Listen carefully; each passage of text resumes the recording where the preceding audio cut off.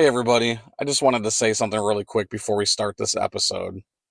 Mighty Misc and I had sat down on March 11th of 2024 to record this podcast with the intentions of releasing this song Mighty ZuP in mid-April. Unfortunately, Mighty Misc passed away on April 7th of 2024. I wasn't really sure what to do with this song or what to do with this podcast. I reached out to his fiancée Dakota and talked to her, and with her blessing and with her help, we were able to put the song out and to give you what is essentially his final interview. I had sat down with Elan a couple times to talk to him, but this is the first time I could really pick his brain and learn a lot more and deep dive into who he was and why he was such an incredible human being. I hope you guys enjoy this podcast as much as I enjoyed creating it with him.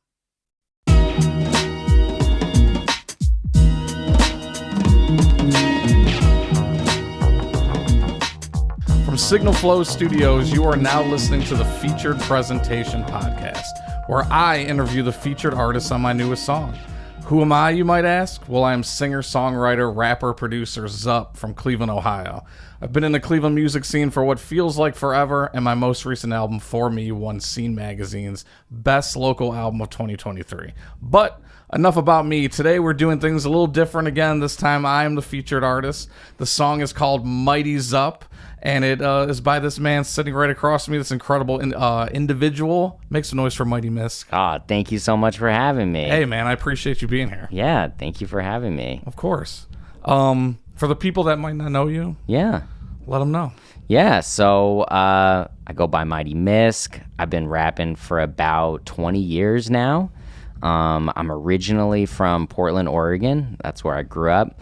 And then I moved to Boston for a bit, and now I've been in Cleveland for a little over 6 months. Nice. Yeah. So what, Portland, Oregon, what was the scene like, the music scene like there? Yeah, it was, Portland has some really great hip-hop acts. There's a lot of good music in Portland, for sure. One thing, we were really fortunate as kids to kind of, be taken under the wing of this group, the Lifesavers. Okay. Especially this MC Versatile and this DJ beatmaker Rev Shines. Okay. And they kind of took us, just under their wing, and dropped just a ton of knowledge on us growing up. And really them and also this other super crew Sam people gave us a bunch of opportunities as when we were kids, which was nice. Super cool. Especially it was tough to have places to play as an underage artist. Yeah. And so getting into those spots was next to impossible as kids. Right. But so to be 15 years old, opening for some of these cats was really cool. How did you link up with those people? God, that's such a good question. How did we initially meet? Man, I don't even remember how we first met Sam people, and I think it was through a show. They might have come to a show, or we were at the same show or something like that, and met that way. That's such a good question. I just feel like I've known it's just been so long. You just known them for such a long time. The Lifesavers, I think we met at their a CD release of theirs. Okay. Of their album Spirit and Stone, which is Portland classic album. Check it out. Yeah, great hip hop album. Love it. I love it. Well, that's awesome. So you've only been here for 6 months, it feels like. Yeah, we just, I guess it's a few more than that, but we just moved here in May. Okay, all right. Yeah. Yeah, so it's coming up almost a year now. I guess so. Time is flying. Dude, yeah, it's flying. Not 6 months anymore. Yeah, holy shit. I'm stuck in thinking that I've been here for 6 months, right. But it's actually, time is flying. Well, I'm glad you're here, man. Thank you. The first time I saw you, period, was at this bar in Cleveland, or this venue in Cleveland called Crowbar. And Apostle Jones pulled you up on the stage. Yeah, that was crazy. And I'd never seen you before, and I was like, oh, who is this? I was right up front, and I don't remember. Do you remember what song that he pulled you up for? It was a Fuji song. It was Ready or Not. That's right. That's right. Yeah. Yeah, because they were doing kind of like a medley of a bunch of songs, but that was like the main song in that. Mm-hmm. Yeah, that was sick. Yeah. And then I just started seeing you at all these other shows, and you're just like, you're quick to, if somebody needs an artist to come up on stage or whatever, or there's like an open mic or whatever, you're just quick to go up there and just let it all out, and that takes a lot of, I don't want to say courage, but like, I'm gonna say courage because I don't like doing stuff like that, Yeah. So like, it takes there's something about that that's just like admirable, like Oh, I like watching people that can do that, and you go up there and you just kick ass. It's awesome. Thank you. Yeah, Thank you. Of course. Yeah, I've gotten lucky. The opportunities and just like who I've met, Yeah, so that's what I was gonna here has been crazy. That's what I was gonna say. I mean, so like last May, I'm trying to think when that show was. It was probably like, you couldn't have been here for that long at that point. No. But we moved here, and I like immediately went to no, not Crowbar. I immediately went to Coda and checked out their open mic and met Mikey, Janari, Malik X, like just met a ton of people that night and stuff, and was like, whoa, this scene's crazy. Yeah. And then that kind of like just snowballed, where I was like, Mikey was like, oh, you should come to this other open mic that I do at Crowbar. I'm like, yeah. I love Mikey. Yeah. Oh, yeah.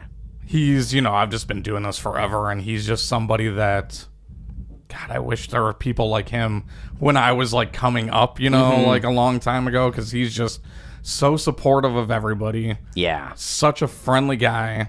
And he throws a lot of shows, but they're so unique. Mm-hmm. And like, I've never seen a show where they're pulling out couches and pillows and stuff for people to sit on and like watch. I'm like, dude, this is so great. Yeah. He's one of those artists that just like has a vision that goes beyond just the music, which is so cool. Yeah. He's awesome. Yeah. No, definitely. And the other thing that I like about you too is that you, I guess before I get into that, is like, I'm the type of person that my music is very vulnerable, and I have no problem talking about certain subjects or whatever. But when it comes to like other things, I'm very secretive, and like, so like you go on Twitch and you'll like, practice or whatever, and you'll like throw up all these different things to like rap and hone your skills and more. That's something I just would never be able to do. You know what I mean? So I admire that about you as well. Thank you. It's brand new. I am new to doing it. I love it. It wasn't something I could really see myself doing like a year ago, but I don't know. It's definitely like a coming out of your comfort zone type of thing, Oh, yeah. Because, you could be having a bad day and somebody could just jump in the chat and be like, you suck. Yeah, yeah. But like, I love it, man, because if you want to practice your craft, what better way to do it in front of people, so to speak, that, people could critique you or whatever. And, there's been times I've watched you where it's like, hey, throw out a word and I'll do that. And that's pretty fun too. So yeah, I love that. It's great practice. And like, yeah, it was super weird at first doing it when it's just me, right, and there's no one in the room, right, and I'm just like talking to myself and try, because I like read up on it of like, well, what do you do when you start? And they're like, the advice is like, no, you just gotta like act like there's people watching and like there's people in the room. But I'm like, I know there's no one right, yeah. And I'm just going. And so at first I started and I was like writing a lot of songs live, and just doing that on Twitch, because I was like, cool, that doesn't need as much participation. Right. But also, I don't know, writing a song is also like such a vulnerable like process too, that was, I didn't feel like the songs I was writing were quite like up to like what I would like from a song that I was writing. Gotcha. I don't know. Yeah. It just felt like, oh, there's like an invisible room of people watching me write this song. Yeah. It felt a little different. Yeah. And I felt like I had to like keep making it somehow entertaining. So like being quick, but it's like, well, sometimes writing a song takes a long time. Right. And it's not, I might get stuck on one stupid rhyme for like ages. Right, I need to come back to it. So, I've moved now that there's like more people coming and like I know I'm not by myself in there. Freestyling on there has been the way to go. Yeah, it's fun. And I always like, I follow a lot of people on Twitch like for gaming and stuff, but anytime I see you pop up, as long as I'm not like doing something, there's been a couple times that I've put you on in the car. I didn't watch, you know what I mean? I just like threw it. I just like listened, but that's awesome. Yeah, Thank I you. try to make it anytime that you're on. I appreciate it. I appreciate super it. Super cool thing. Thank you. Well, speaking of songwriting, let's get into the song. Mighty ZuP. Who is this produced by again? Yeah, so this is produced by Gus Woolery, who I go way back in Portland with. We were in a group together called Monsters Inc., like INK. Nice. With our friend Julius was the other rapper in the group, and then we had DJ Cutthroat on the ones and twos. Nice. And the concept was just like, man, let's just rap about being monsters. Nice. So he made all the beats for that group, and then him and I have done stuff. Some projects over the years as well, and we still, he still sends me beats, which is awesome. Yeah, I mean, it's the beat for this song is an incredible beat.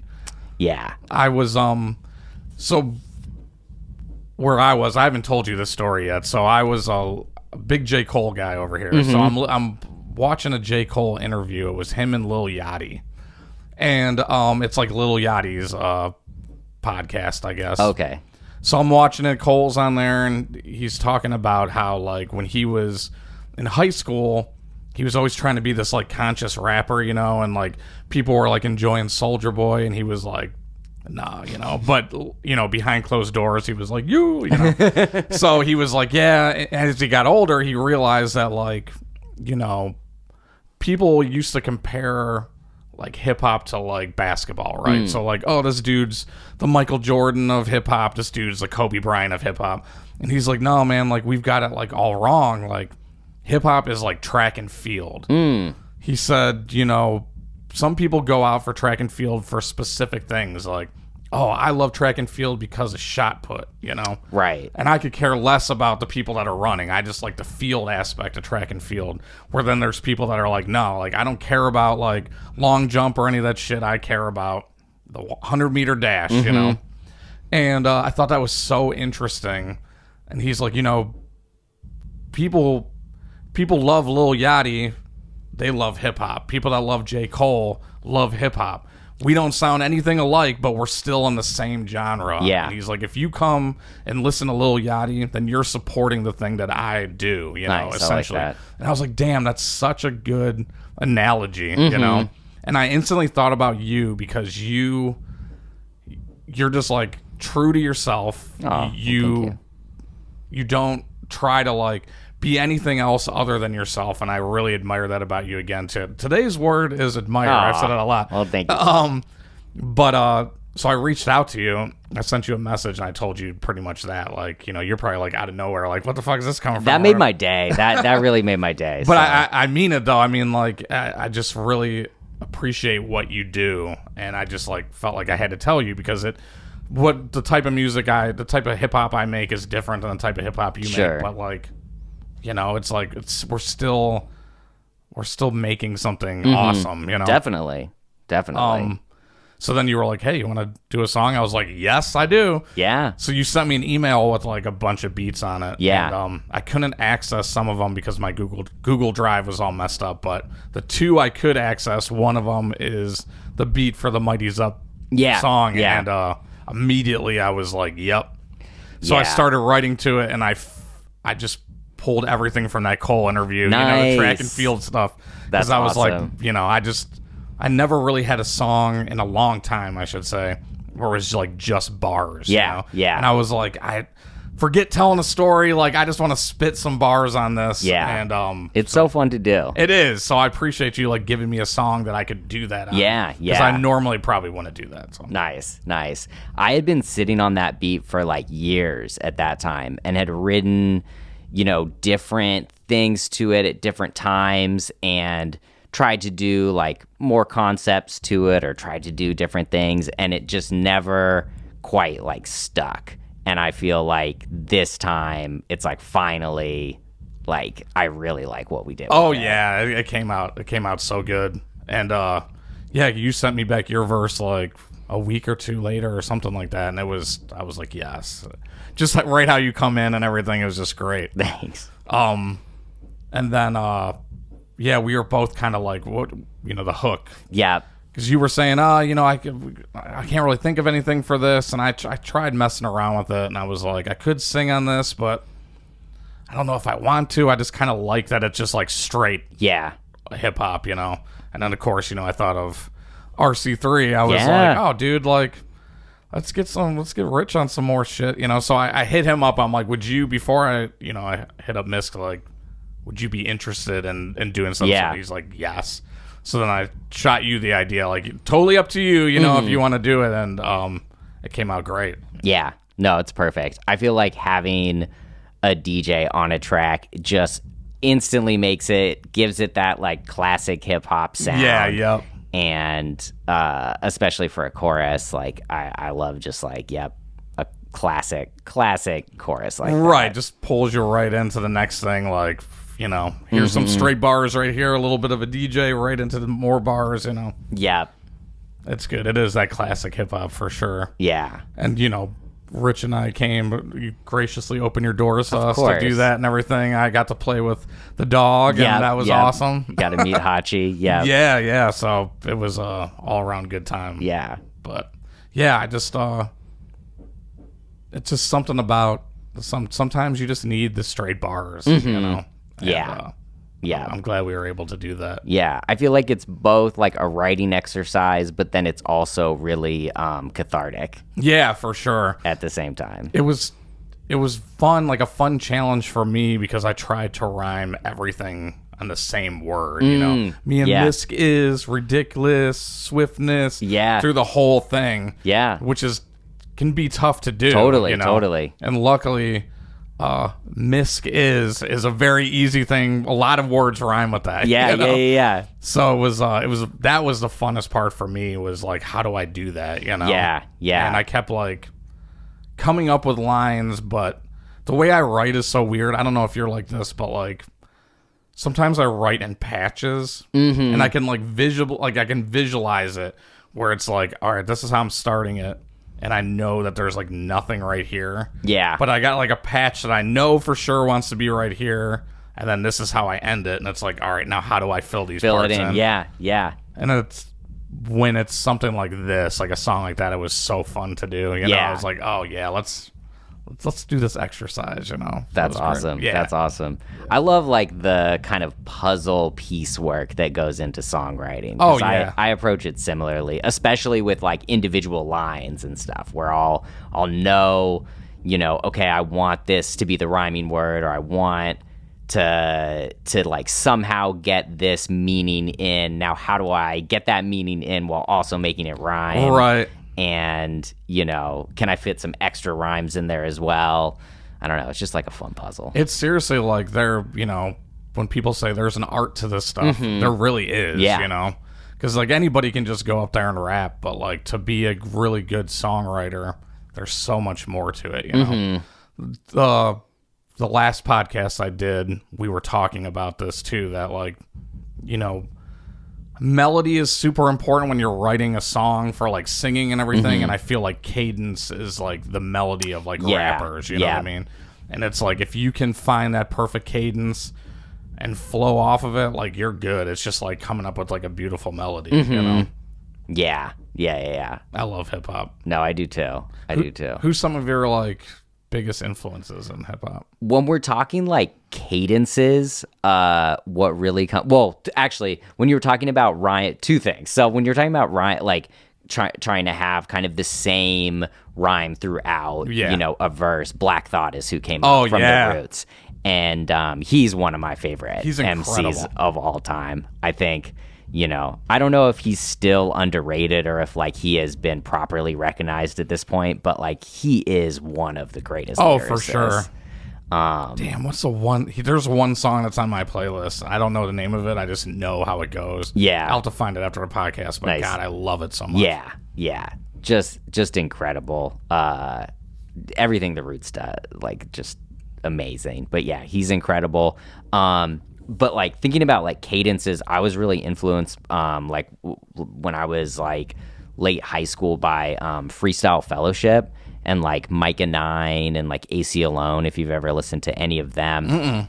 They're like LA, kind of LA underground, like they led to like Project Blowed and like that label. But it was kind of before that time. They were involved in this scene. There's a really good documentary called, I want to say it's called The Good Life. Okay. And it's about this. It was a health food store during the day, but at night it turned into an open mic cypher. Oh, nice. And like tons of like LA artists kind of like got their start there. So like Jurassic 5 like formed there, I'm pretty sure. And so yeah, Freestyle Fellowship was part of that. A ton of I'm blanking on like all of the people that were that's involved. super interesting though.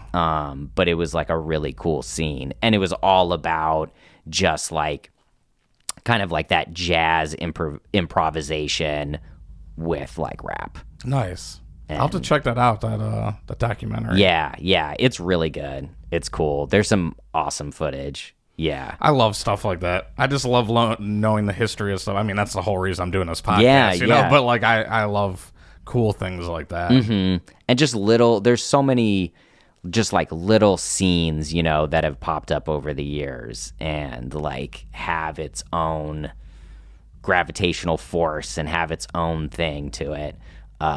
So it's nice when like, a documentary gets made so like, other people can be like, oh wow, like that was amazing. Damn, you just brought up a good point. Like, are there any scenes right now, like mainstream wise? I don't know either, because I don't really listen to like mainstream rap anymore. You know? Yeah. Everything's so different because of like we're just in an age where you can just get information everywhere and you can find music everywhere and everybody's making music. Right. So yeah, it's like it's so different. I remember like anytime someone would show me somebody, one of my first questions would be, oh, where's this person from? And like to try to categorize it, I guess. Yeah. And like now that doesn't really matter. And not like it mattered. It wasn't gonna, whatever the answer wasn't gonna change like whether I liked it or not. Right. But it was just how I can like conceptualize like, okay, like, so this is Chicago, so this fits here and like whatever. Right, yeah. But now I don't know. I feel like that's probably more relevant than ever. Yeah, it's just kind of like, are you a SoundCloud rapper? Are you a SoundClick rapper? Are you a Spotify rapper? Yeah, it's like... Right. Yeah, it's weird. I guess I never really thought about that. I'm trying to think of like the last scene that I... because I've been listening to... My one buddy said he's never listened to 50 Cent's Get Rich or Die Trying. Oh, funny. So I was like, wow, dude. So anyways, I started listening to it again. Yeah. And then it like put me down this rabbit hole of like everything that was happening around that time, and I'm like going into old like Eminem disses and just like G12 albums and Obi Trice albums and it's a rabbit hole. Yeah, and I was like, man, what a time that was, especially for me. I was just like in high school, and we were just driving around listening to 50 Cent thinking that we were like some tough guys, I just like, it's funny listening to that stuff and takes me right back. And then it makes me embarrassed now because I'm like, oh my God. But it was like I know the feeling. Such a time where like kids now like hearing Eminem have no clue that was like what that was like back then. Oh my God, like everyone's now, Eminem's just this old guy that can rap good or whatever. No, dude, you don't understand. Like, you don't understand. Yeah. No, he was made just major, like, and even just like popular culture. When Jay-Z and Rockefeller were at their peak too, where it was like state property and the diplomats and just you know what I mean, like Cameron and all that stuff. It was totally. I miss those days. I mean, I vividly remember the Nas Jay-Z beef. Oh yeah, like, that era of like Stillmatic versus the Blueprint. Yeah. Like, I know, and I remember hearing Takeover for the first time, and I was like, oh my God. And I love the beat, and this was before I knew it was Kanye, And then, when Ether came out, yeah, I was just like, oh no. It's like one of those things, because I love Jay-Z. Like, he's like my top. And I was like, oh, fuck. It's okay, Jay. It's all right, man. You'll bounce back. And he did. He was fine. And him and Nas, they're cool now. And Nas he's killing it now too. His King's Disease albums are great. Yeah, I need to like go deeper into those, because I feel like I've taken a cursory listen of those. Yeah, they're good. They're so good. And it's just like, just felt like it's needed. You know what I mean? That's kind of the good thing too, where like right now I feel like everything that's on the radio is just not for me, which makes, I feel like, there's just always these pockets in time where that kind of opens the door for other music to come in, and then all of a sudden that's the music that's annoying people. You know what I mean? And it's like, then it brings back the other thing. So hopefully this is opening to the doors for like other new things, But no, totally. But with that being said, about this being like a Spotify era of music, I love it though. Yeah. I love being able to discover something new, or like listen to somebody. I could listen to you, for example, and click on like Mighty Misc Radio, and it will pull up similar artists like you and stuff, and then that's another rabbit hole, And so many times I'll say it, I've listened to my own radio on there, and I'll be like, damn. We all do. Yeah, I'm like, this dude is sick, and then I'll add him to something, and I'm like, nice. Oh, I'm really liking all these guys that are on ZuP radio, That's awesome. But it's a gift and a curse to have all that stuff at your fingertips. fingertips. Totally. Yeah. I mean, artists definitely need to be paid so much more for their work. Like Spotify is ripping people off like it's insane. But the accessibility of music and having it just on that platform. Do you ever do those Bandcamp Friday things? Not for a while. Yeah, I do have my music on Bandcamp, and I really like Bandcamp and have for a long time. Yeah. I've never used it. I don't think so, at least. It's a nice platform. It's solid. I used to only put out stuff on Bandcamp, and then just needed, it's just not feasible, because it's like you want your stuff, you want it to be easy to access. That's why I feel bad enough that I don't know. I look at myself as like, I'm just this guy that makes music. And like, if anybody buys anything of mine, I'm like, I feel bad about it, Like I'm like, thank you, thank you. But like, I don't know. That's just how I feel. So it's like, if you can have Spotify, I'd rather it like get to as many people as possible. Maybe one day I'll start making like lots of money from it. But until then, like, I just don't feel like me personally, I don't want to put my stuff up for people to buy. I'm sure that because Bandcamp, you can kind of just like pick your price, right? Yeah, you can do. I always do pay what you want. Okay, yeah. And I do like that, and I'm sure if I did that, but yeah, that feels good, because it's just like, if you want to, go for it. But if you can't afford it, or if you just you just want it, and like, go for it. Yeah, I do like that too. I just like you said, it's hard to reach a lot of people with that. Yes. And I'm just like, that's what I just want. I want my music out there. I want people to hear it and feel something, and and shoot me a message, tell me you like it. That's what I do it for. I mean, that is like the best feeling ever, when someone does, like you hit me up about, when someone hits you up and is like, hey, I see what you're doing, and I really like it. It is a good thing. Yeah. We talked about it on the podcast last week too, that it was like, artists, no matter how big they are, sometimes you just need to hear some stuff like that, Yeah. And it's true. Totally. But no, I agree. I've had a rough couple past weeks have been a little rough.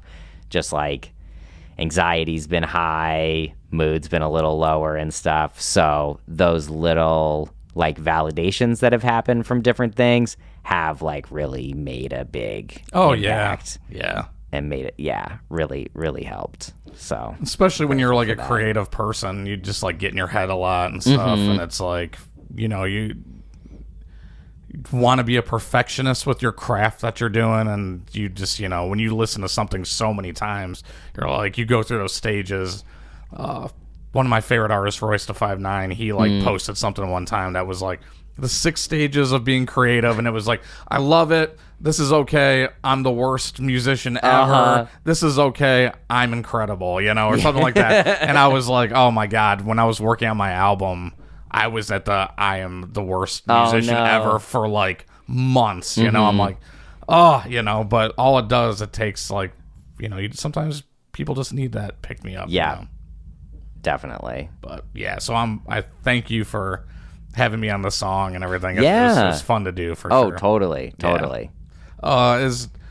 If you want to plug your socials and stuff like that, and then anything you want to end it on, Awesome. Yeah. The room is yours. Think you can pretty much check me out everywhere at mighty_misc, MISC. I'm on Instagram. TikTok I haven't been super active on. I've been falling off on that. It's tough. It is tough. But yeah, and then I stream on Twitch at least for sure like once on the weekends, and then 1 to 2 times during the week. Awesome. Yeah. I meant to ask you this earlier. Where did your name come from? Oh yeah. So I believe my friend Will, when we were growing up, I was like looking for a name, and I think he was the one who initially said like, oh, the like miscellaneous, or like, oh, you can abbreviate miscellaneous to Misc, and then, being like a 13-year-old trying to justify it, I was like, oh, yeah, because like my style's like undefined, I'm miscellaneous, Yeah. Which is very embarrassing to say now, but, I can still live by that philosophy. I love it. And just be like, hey, I just want to keep trying new things. Right. I love it. Keep it Misc. And you are. I mean, you're doing all these different stuff. It's super cool. Well, thank you. So... Well, I appreciate you being here, and thank you guys for listening to the Featured Presentation Podcast. Nothing else you want to say? New songs, Rap Cyborg should be dropping soon. Oh shit! That's the next single, produced by Pinstripe Cousin, and I think that's it for now. Awesome. Well, thank you again, my friend. Thank you. And thank you guys for listening or watching, and I will see you in the next one. You can't get fresher than this.